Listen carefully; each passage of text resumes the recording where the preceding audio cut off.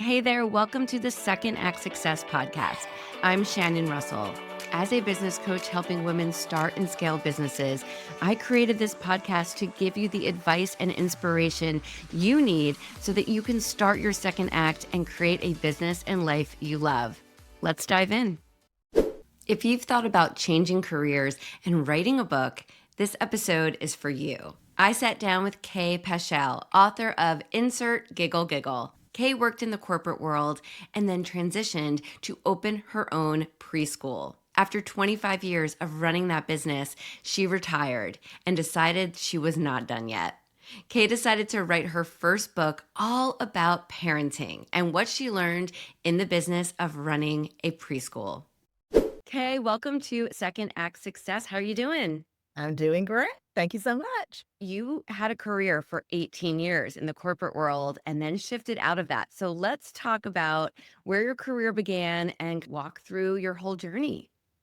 I was in the corporate world until I was in my 30s. And, you kind of certainly think that when you're that age and have done something for that length of time, that's where you've landed and that's where you always are going to be. My husband got a job transfer opportunity with an international bank that he worked for. We were in Texas at the time to move to Singapore. We had a 3-year-old and I was pregnant with our second son. And we just didn't think that was the right move for us all the way across the world with such a young family. Now, being 66, I wish we had done that type of adventure, but it was very daunting at that time. So we took a big leap of faith with a big golden umbrella package, severance package that he had that we had to do something with. And okay, what can we do together in still a corporate sense? So they moved us back to Atlanta and we couldn't hit on anything. And for some reason, one day, I don't even know how it happened, we said, why don't we open a preschool, a daycare? We had been the dual working couple, never had really found the perfect solution for that, just never were quite happy with the relatives keeping, the nanny, then a preschool. So we're like, we'll just make one that we would take our children to if we were a dual working couple. So we just did that with absolutely no experience. Either one of us running a business, even though we felt we were corporate savvy. Neither one of us had an education degree in early childhood education. So we just did that leap of faith, found a piece of property, bought it, built the business, and 25 years later, we had 2 locations, and we're at the top of that particular industry. I was on the board of directors for the Georgia Child Care Association, writing for 15 years, once a month, in various publications around the community, Atlanta Journal-Constitution, editorials about parenting. Just something that I never thought that I would be doing when I was 30 years old and entrenched in the corporate world. So that was quite an upheaval of what I thought I would be doing. Was one of your considerations in opening this, oh, I'll be able to bring my kids? Were you still looking for childcare at that time? Yeah. I remember telling my mom, we're going to open our own daycare preschool. I can take my 2 kids there and I will be free to do whatever I wanted to. Yeah. Kids. Oh my gosh. The old saying that you don't own a business, it owns you is very true. Certainly, we had somewhere for our children to grow up in, and I was there with them every day, and that was fabulous. It was the first 5 to 7 years of being there at 6:30 in the morning when it opened, still being there at 7 o'clock at night when they closed. I thought that if a parent came in for a tour, I had to be the one to do it. I had to be the one to sell my business. They had to meet me so that they felt like they were handing their child over to me. And they would, of course, bring their child there if they could meet me. And then, of course, as the years go by, you start losing that feeling that you have to do everything. Yeah. That's a hard place to get to. I've noticed that with my first business too, which was a children's STEM education business. And I had a brick and mortar. And so I'm curious, how was dealing with the parents? Because as a parent, you're a parent. I felt like that was one of the most challenging parts of running that business. Children were great. The curriculum was perfect, but it was dealing with parents who have a lot of opinions. Yes, I can yeah. only imagine it's like that for you. In the beginning, it was a lot easier And that seems very backward because I did not have any experience in early childhood education. I was just a young mom. Yeah. And I was pretty much the same age as most of the parents that were coming in. And I think it was very, I want to say almost not to be too corny, kind of sweet that I could say to them exactly what I told you. My husband and I have never done this. We've hired these great teachers. We've hired this great curriculum. We're hoping this works. I'm going to love your child as much as I love mine. Be very honest with them that we're in this together. I grew in my knowledge and my experience and my confidence. Everybody was like, yeah, we're just all in this together. And you got these great teachers, and my kid runs in here every day, and I'm hugging them, everybody. As the years went by, the parents started changing a little bit, the social structure started changing, and there were a lot of good things that changed with that too. But as I gained confidence, sometimes it was harder for me to not want to shape the parents more than I did at the beginning, Yes, yes. And so sometimes there was more conflict as my confidence grew and our business kind of grew and our brand and our reputation. Sometimes those kind of things get in the way. The innocence that I had in the beginning with the parents, I think, was one thing that really built our reputation. Absolutely. I can see that. And I can see you being the face of the business and your husband more of the back end admin. Yes. Well, in the beginning, when our boys were 5 and 2 when we opened, he was there every single day with me until we thought it was time for them to go home. He was upstairs doing all the financial things and the billing and payrolls and all kinds of things like that. I was the face of the business. When the boys got older, he really started backing off quite a bit. When we became more successful, we were able to pay people to do things that he was doing, of course, and he was up there all weekend too, doing things on the playground, waxing the baby room floors. He was up there all weekend doing all those kind of things. It was nice when we were able to pay people to do those things, and he was able to be more at home with the boys, and I was still the face of the business. But he was the one that stayed at home with the boys in all those later years, ran them all around, coached them. You were figuring it out together, and that's exciting. And I'm sure there are listeners now that are saying, "Ooh, I've thought about going into business with my husband, but I'm not sure." What is your advice on maybe starting a family business with your spouse? It worked very well for us. We had very defined jobs. So how long did you run the business, and what was your decision to step away? We had it for 25 years, How? and I was in no way ready to quit. But I don't know. My husband one day just said, I think it's time. Everything is at the top of our game. This would be a good time. Yeah. And thankfully, he had that epiphany of some sort because less than a year later, COVID hit. And so many family businesses that you heard about, instead of being very comfortably retired, having sold our business at the height of success, we probably would have lost everything like a lot of family businesses did to try to maintain everything that you're having to maintain with no money coming in. The school did have to close for a period of time, and it took them a while to build back up and roll it. And not a day goes by that we don't, oh, thank gosh, whatever it was that gave my husband that idea and it was time was great. That is what you're supposed to do. When your business is at the height, that is Yeah. when you need to start Yeah. making your exit plan. Yes. I did that Exactly. with my business when I sold it as well. I sold in 2024, and it was the same thing. We were at the top. I was starting to coach with my coaching business, and I said, I don't need to run two businesses right now. Let's see if I can find someone. But like you, I was able to sell it to someone. So my baby is still out there in the world as yours Right. is. Yeah. Yeah, we still have a lot of our management is still there. A lot of our teachers are still there.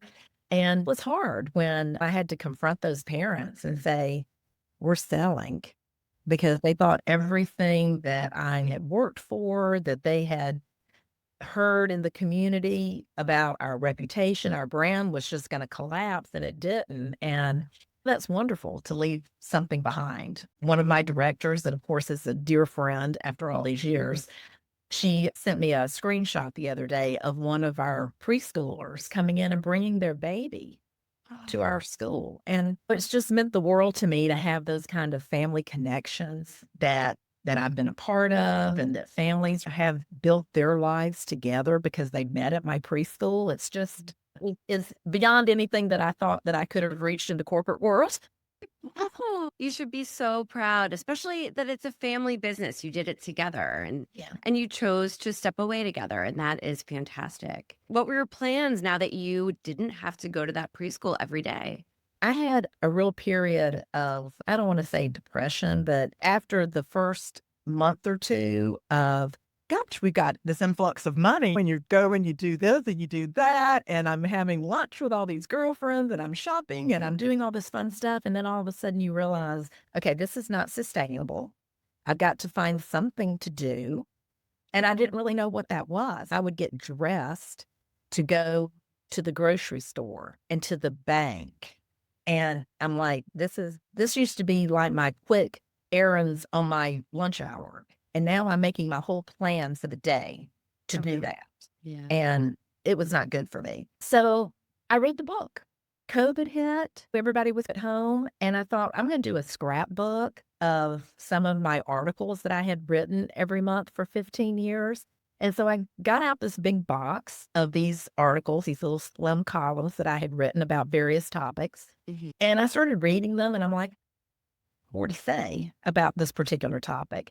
So I just started banging that out, using that as kind of my skeleton, and built chapters in that. So that really gave me a purpose, and I really enjoyed doing it. And then after the book was published, then that went into speaking engagements and exhibiting at parenting conferences and speaking to junior leagues and Rotary clubs and mom groups. And now it's a whole new career that I just didn't anticipate would ever happen. And just to know that just by pulling out that box and looking through your history, you came up with this idea. The book is called Insert Giggle Giggle. Tell us about the book and the reception from people and just getting it out into the world, because a lot of people say, I wanted to write this book and I wrote it and it's out in the world, but there's a lot that goes on in between.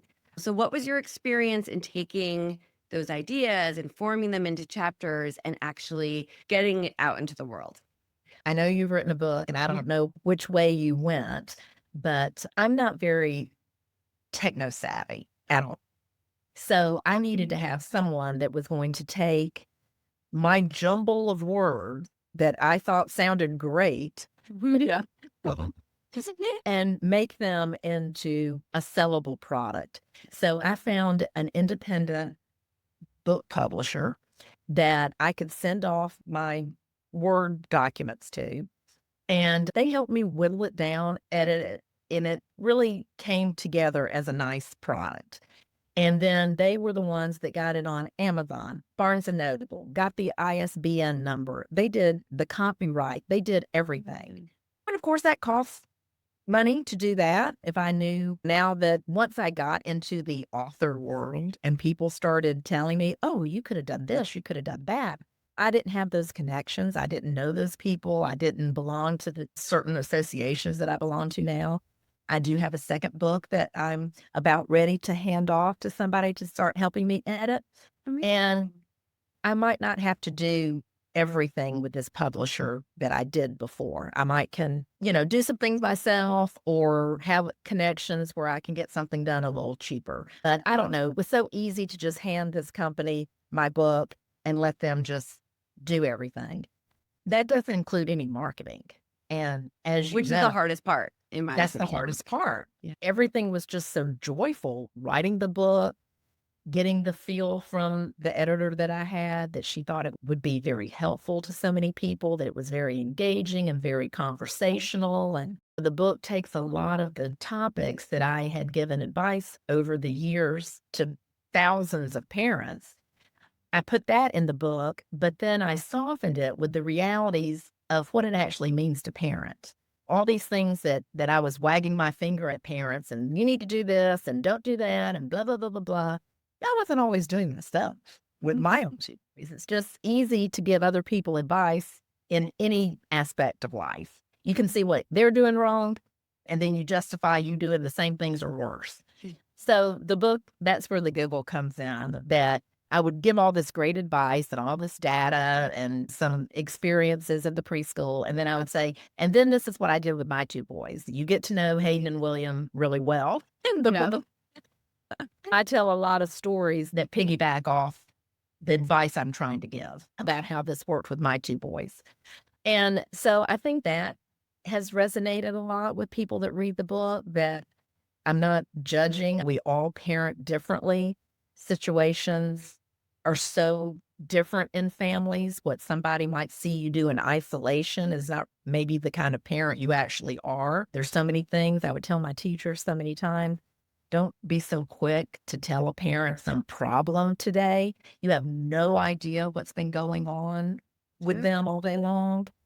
But the marketing has been a lot. I'll go to a book festival or a conference or whatever, do all my setup. I've got this beautiful thing that I put together and sell one book. Or somebody will have me come as a speaker at a library or something, and two people show up.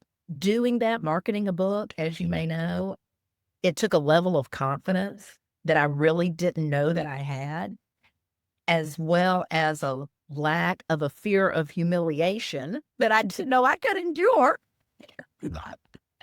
Thank you for being so honest, because I agree with you. It makes you say, okay, how else can I get out there and explain my book and share it with people? And you've got to be creative these days on how you do that. You being here on the podcast is a great way to get it out in front of other people who are looking for a resource on how to run a business and raise a family and all of that, because it is tricky. And you can give money to someone to help you get the book out there, and then it's just more money for them to help you market it, and there's no guarantees in marketing. That's right. That's right.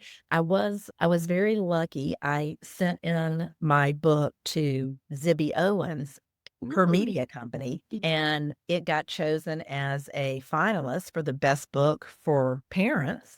And I was able to leverage that. I've met her a couple of times, and I've told her it may seem like a small thing to her media company, but I know she is very supportive of young authors and things like that. But it really helped me to put that certificate on my table, or when I'm giving somebody a pitch to come and be a speaker, that my book has been recognized for something.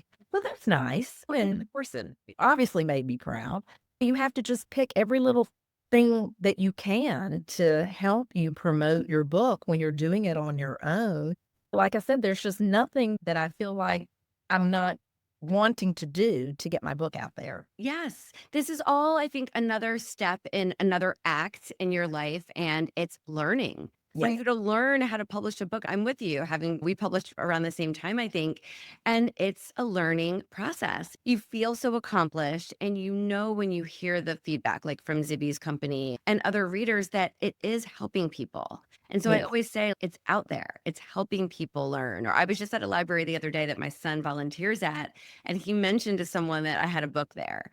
And so she said, I love nonfiction. I'm going to go grab it. So you just never know how it's going to impact someone. And I think at the end of the day, that's an important thing for an author to say is, you know what, I did the work, it's out there, and it's going to help someone. And if that's all the recognition I get, that's okay. That's right. But it's been a lot of fun, and it's kept me in my retirement. I don't want to say it's a new career, but it's kept me something interesting, and I grew so much with this book, and it gives me something to do, and my husband is supportive, and we'll laugh, something will happen, we'll want to buy something or go on a trip, and I'm like, gosh, I guess I need to write another book. So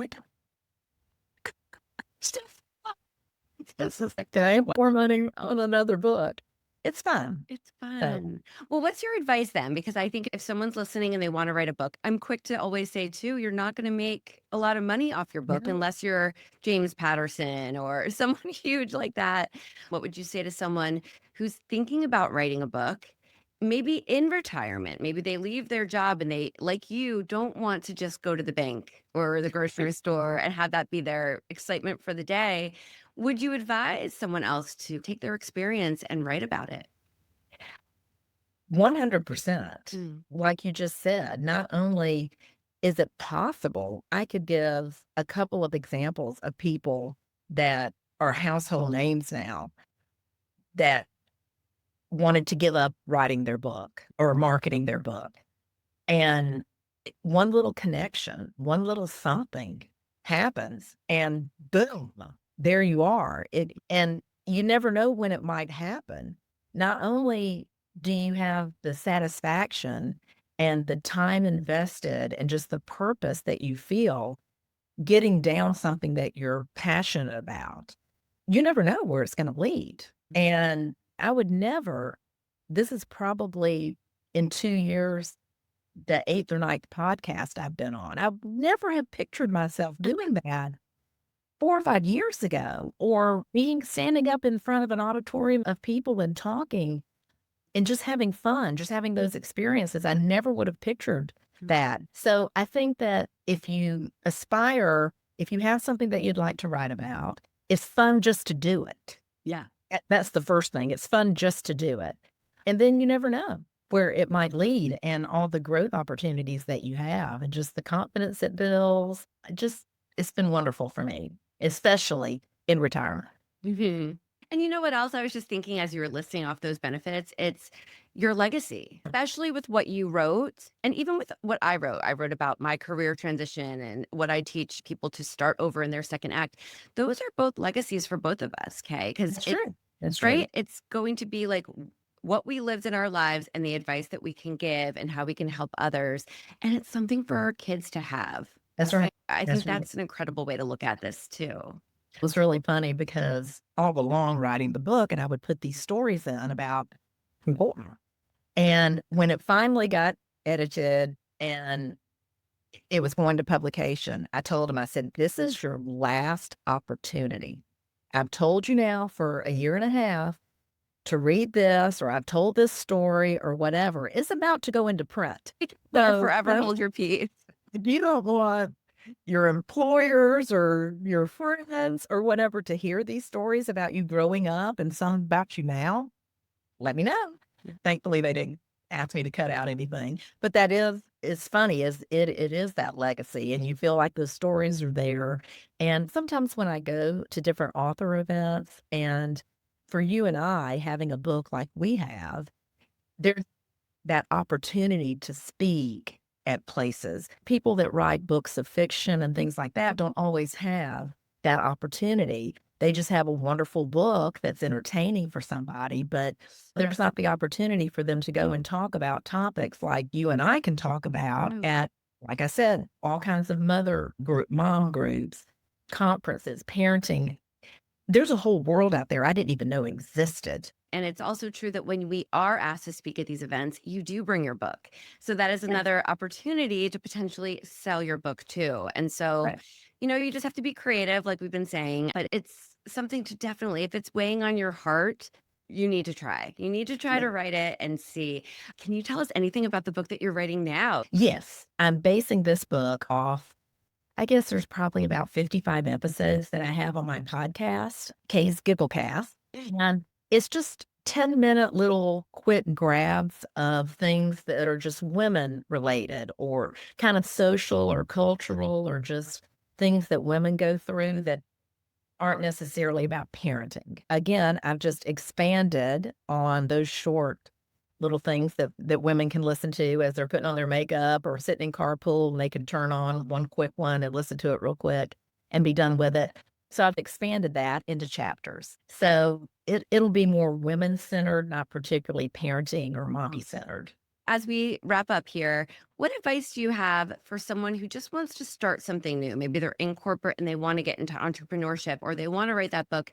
What advice do you have about starting a second act? Just don't be afraid. When we decided to open up our preschool, it was the furthest thing from anything that either my husband or I had experienced. If this doesn't work out, you can shift and do something else. I never would have thought that I would have enjoyed owning a daycare center. And it was just, has been one of the greatest experiences of my life, as well as now writing this book and doing all the things that I'm doing for that. I would never have pictured myself in any of these roles. So I think that if you find yourself in a career or a job that you're not enjoying, try to think, what would I enjoy? What might be going out on a limb? And if it doesn't work out, I've got this other experience I can shift back to until I can maybe figure something else out.